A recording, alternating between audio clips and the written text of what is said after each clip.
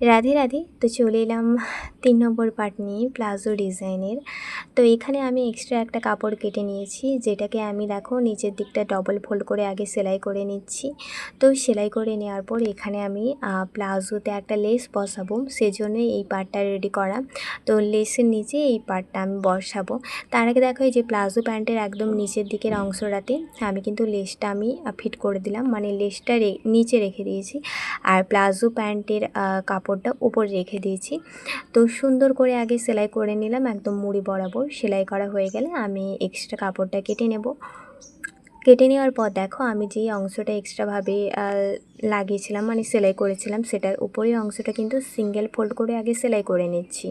তো ওই single fold বরাবরই কিন্তু আমি এই যে লেসটা দেখো জয়েন করে নিচ্ছি, মানে লেসটা থাকছে নিচের দিকে, আর যেই অংশটা আমি এক্ষুনি সিঙ্গেল ফোল্ড করেছিলাম যে কাপড়টা নিয়ে, ওটা রাখছি ওপরের অংশে।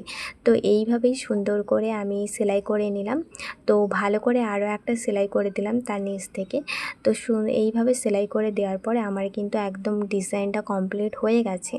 তো ডিজাইনটা পরের ভিডিওতে আমি, মানে পরের পার্টে আমি শেয়ার করে দেব। আর যারা যারা এই ভিডিওর বড় ভিডিও দেখতে চাও, অবশ্যই ক্যাপশানের উপরে দেওয়া লিঙ্কে ক্লিক করে দেখে নিও। রাধে রাধে।